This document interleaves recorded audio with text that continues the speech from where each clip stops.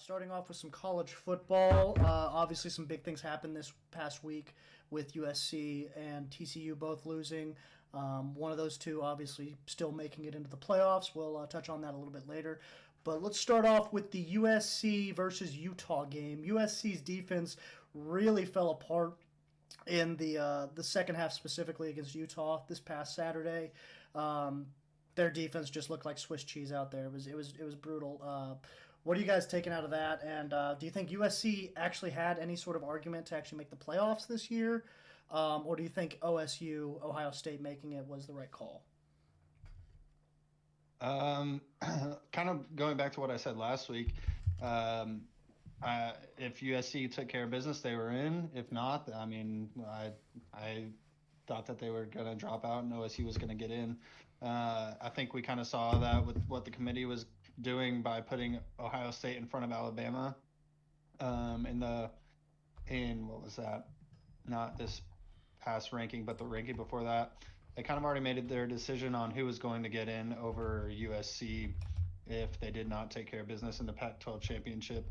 Um, at the end of the day, USC lost to the same team twice in the same season. So uh, you can say all you want about making an argument for them to get in over a Ohio State team that got blown out at home against Michigan, but Michigan is number 2 in the rankings right now, and Utah was, I think, number 11 whenever they played in the Pac-12 game. So, and losing to the same team twice doesn't bode well for your chances to get into the playoffs. So, that's kind of what I thought last week, and that's what came true when the rankings came out on Sunday. Yeah, I mean, really, their only argument was that they made it to their conference championship. But as I mean, Siege laid it out pretty plainly. They kind of got exposed there, especially in the second half. I mean, I know Williams was sticking it out through an injury, but I mean, that's no excuse on defense. Yeah, no. Caleb Williams definitely looked like he left it all out there on the field, other than that last pick, which just looked like the worst decision of his career, at least at USC for sure. I can't speak for his Oklahoma career. Didn't watch a whole lot of him whenever he was playing for the Sooners, but that pick at the end of the game was just atrocious. That guy was sitting there just waiting for him to throw to that guy the entire possession, and finally he just tossed it up there, and the safety was no problem, running right over there, jumping up, catching it, ending the game. But no, I do agree that the defense was definitely the biggest problem with USC this past week. Obviously, when you give up that many points to Utah and then lose to them for the second time in the same season, while TCU's out there losing their first game of the year in overtime to the 10th ranked team in the nation, it's kind of hard to argue that USC had as good of a loss as TCU did. So now moving on to that TCU game. Tough loss for the Horned Frogs and Duggan specifically. He was really broken up after the game. I noticed in the post-game press conference. But they did end up sneaking into the playoffs. They actually didn't move at all. Stayed at the 3 seed. Ohio State comes in and takes that 4. What do you guys think? How do you think? I guess we'll talk about their chances against Michigan a little bit later. But do you think that loss to K State showed any maybe holes in that TCU team that needs to be addressed before the playoffs start? Or Siege, I guess starting with you since you're a TCU fan, were you concerned at all after that loss to K-State, even though they are a good team and it was an overtime by only 3 points? I wouldn't say concerned is the right term. I would say I'm more kind of disappointed in our decision making down the stretch of the game. I mean, the first series of the game, we go down there and just score like it was the easiest thing in the world to do against a good K-State defense. That they were missing some players. They were missing some guys in their secondary, and I think that showed. And I think TCU did an okay job of exploiting it at times. Um, th- this is a TCU team that doesn't blow people out. Right. They play tight games. They've played tight games all year. And you've heard analysts talk about, oh, it's going to bite them in the butt. It's going to bite them in the butt. All this stuff, and sure enough, or the Big 12 championship game, it finally catches up to them, and they lose a close one to a K-State team that I think is much better with Will Howard at the helm than Adrian Martinez, quite frankly. Their offense, actually, I forget what number it was, but their offense is one of the top in the country right now, scoring wise. I think they score almost 42 points a game now with Will Howard at the helm at the quarterback position. So I think their offense has improved since the last time that TCU played them, and I think you could tell that both teams made adjustments from the first time that they played.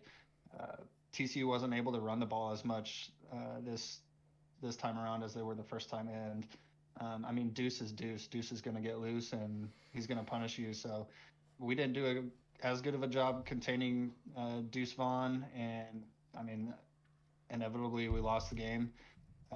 I think, I mean, we can get into this a little bit later about the Heisman stuff, but I think honestly, if Max Duggan goes down and wins that game for them and gets the opportunity to have a QB sneak against K-State and possibly win that game, that he is very close to Caleb Williams in the Heisman race. But I mean, that's for later on in the show.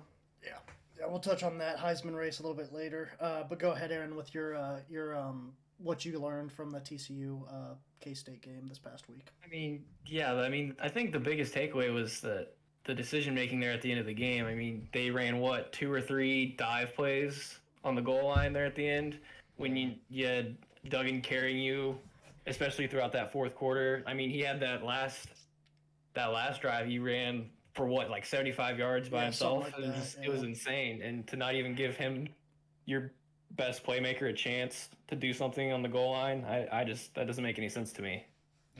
Yeah.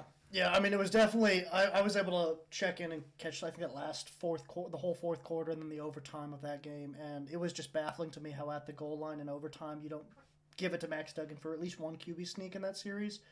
I know a lot of people have probably watched the Kelsey brothers podcast at this point, New Heights.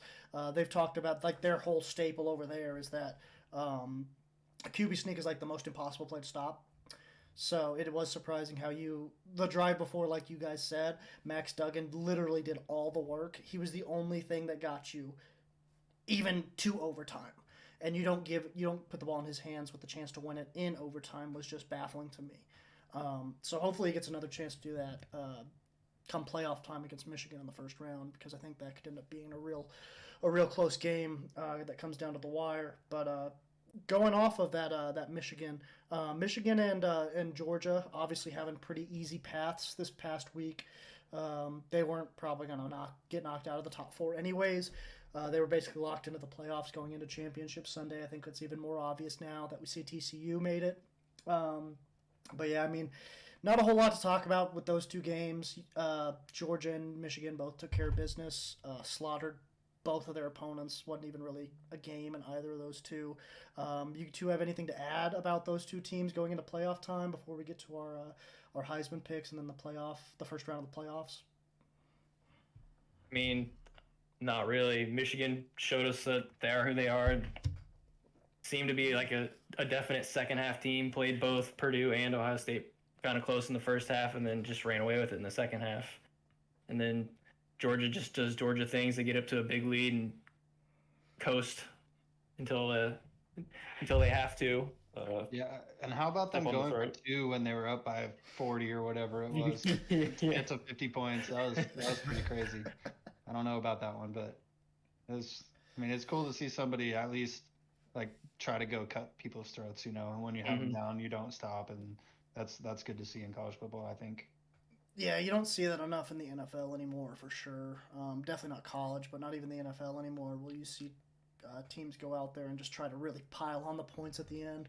It was kind of nice to see a team who just didn't care about what people thought about them anymore and was just like, screw it, we'll go out there and we'll just hang 50 on them and not even care.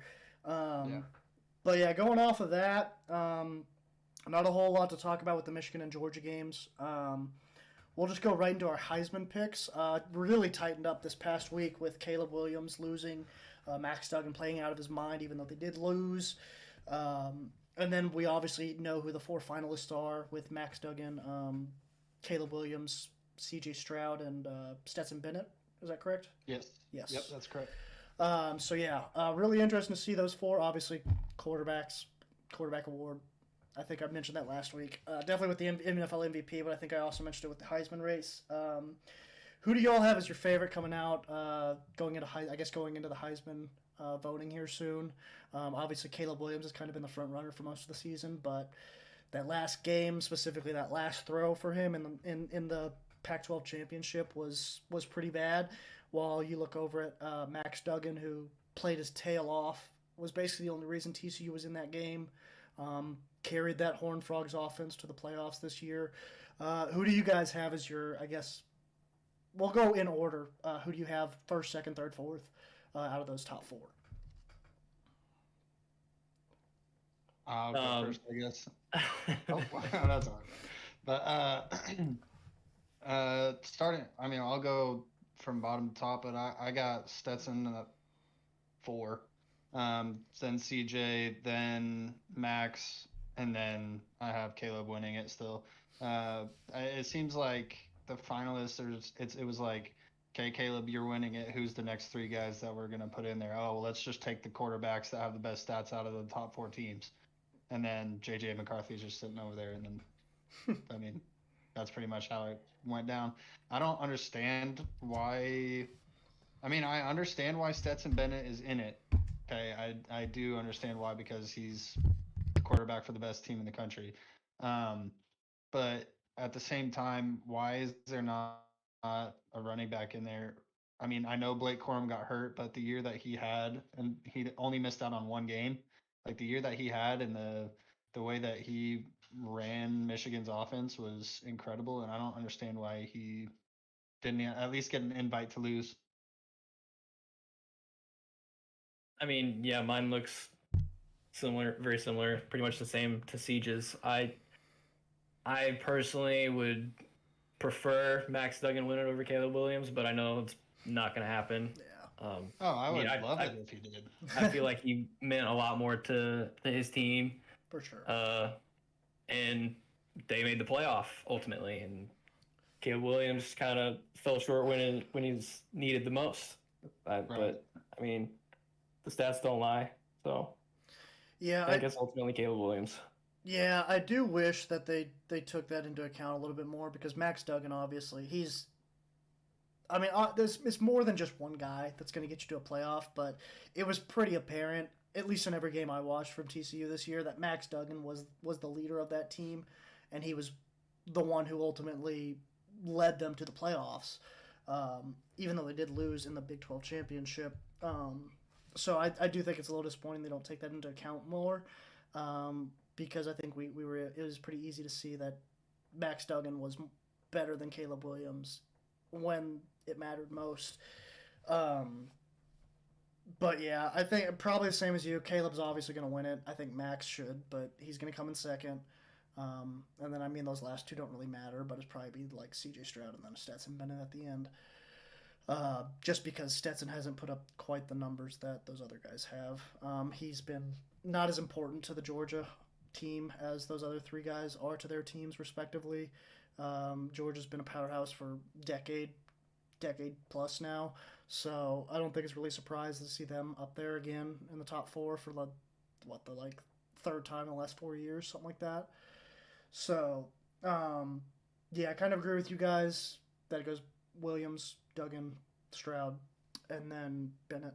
But let's kind of go away from the individual awards, start talking about some CFB playoffs, some college football playoffs, starting with the Georgia versus Ohio State game in, I believe it's the Chick-fil-A Peach Bowl. Let me pull up that graphic real quick that I had ready, if I can get it ready.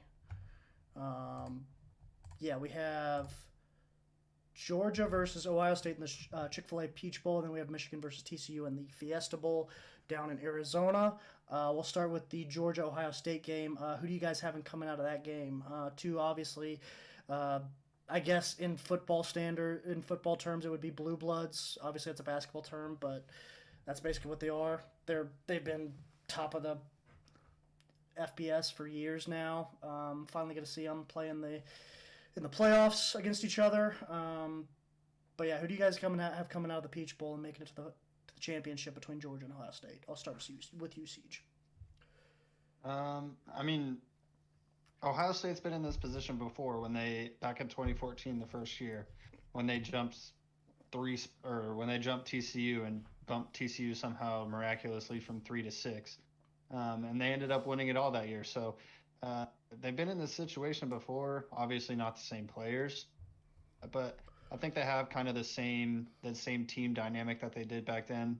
Not as big as a quarterback, but at the same time, Ohio State. I still don't think they have a chance this year, just because Georgia has been so dominant. There was a leaked video of Kirby Smart talking to his team before the SEC championship, and the way that he talks to his team, it's like he's talking to grown men and professionals at this point, and that's kind of what they've acted like all year. And I'm excited to watch this game. I don't think Ohio State's defense has what it takes to stop Georgia's offense, the run down your throat offense. But it'll be a good game. I mean, it won't be a good game. It'll be a fun game to watch, though. Yeah. But I got Georgia moving on. Yeah, I mean, I think Georgia takes it fairly easily. They like Siege said, they have a grown man defense, and it's really something to watch, because it does almost seem like a professional defense. And even though Ohio State does have a very good offense, I don't see them pulling it out. Yeah. I mean, Georgia's been just so dominant this year. I can't imagine. And like, what a lot of people would argue is the toughest football division or conference in college. So yeah, I don't see any way Ohio State upsets Georgia. Georgia's just been too good. It'd be a heck of a Cinderella story if they were to somehow, beat Georgia after sneaking into the playoffs thanks to USC's loss. But I don't see the Buckeyes being able to stand up against that Georgia offense. The running game specifically is just so good down there. So yeah, I'd have to pick the Bulldogs as well. Georgia's just too good, I think, at this point. They're about as close as we're going to see to Nick Saban, Alabama in the playoffs this year, just because, obviously we're not going to see Nick Saban and Alabama this year. But yeah, Georgia's just, I don't think. I would like to think they lose. I mean, personally, I would love to see TCU win it all, but I just don't see Georgia losing to anybody. They're probably my pick to win it all. So obviously I have them beating Ohio State. Moving on to the Fiesta Bowl, where Michigan takes on TCU. TCU, obviously, as we mentioned earlier, was able to sneak in the playoffs despite their losing the Big 12 championship game. Obviously a much better loss than we saw with the USC Trojans. So we'll start with you, Siege. Michigan, TCU. Being a TCU fan, I've got a feeling I know which way you're going to go, but who you got? It's tough, man, because I always want TCU to do well and to show up in these big games. Based on what I saw in the Big 12 championship, I don't think they play the same way that they did in the Big 12 championship. I think in that game, they were playing kind of conservatively for what Garrett Riley is used to, his play style that he's used to playing. They weren't able to run the ball as much also, which kind of limited what they could do taking shots down the field. So I think that it's going to be kind of a cat and mouse game first, because TCU hasn't played a defense quite like Michigan yet. At least that's what the numbers say. Michigan also plays in the Big Ten, where the only good team they play is Ohio State and Penn State sometimes. Penn State doesn't have a quarterback, though, so who knows about their offense. So, I mean, I don't know. It'll be a cat and mouse game at the first quarter and a half. Both teams are second-half teams, so I think it's going to be really exciting down the stretch. But I did give my score prediction earlier to one of my other buddies, and my score prediction for this game is 35-31, and I'm going with TCU to pull it out. Go Frogs. That might just be my fan bias, but that's what I'm going with. That's what I'm sticking with. Hey, we like the Frogs. Go ahead, Aaron. Yeah, I mean TCU has been the team that just kind of finds a way to win all season, and yeah, this will be a good test for the Michigan defense. Early on in that game with Ohio State, they were kind of trading blows with big plays, so we'll see if TCU can pull some of that out and stuff some of that run game. And if they do, I think they'll have a legitimate chance to beat Michigan. But I can't quite see it. I think Michigan does pull it out in a good close game. Oh, Yeah. one more thing before we move on from that. I will be in Arizona. I like 99.4% sure. Get a vlog going. We need a vlog. But yeah, no, I mean, I'm gonna pick TCU just because I love the underdog, and I mean, in this scenario, obviously TCU is gonna probably go in as the underdog. Michigan's been really good this year, but I also have a little bit of reasoning behind it. I think TCU has proven they can win those close games. Michigan hasn't been in a lot of close games this year. TCU has been in like nothing but close games this year.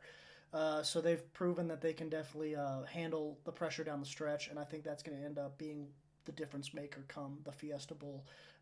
And I think TCU is going to edge out a win against Michigan, probably pretty similar to the score you had, Siege, where it's only like probably one possession game. But TCU just gets another one out and somehow sneaks into the college football championship game against, I guess we would all say Georgia, and then kind of run into a buzzsaw there, so we'll see what happens. But we'll save those predictions for later down the road.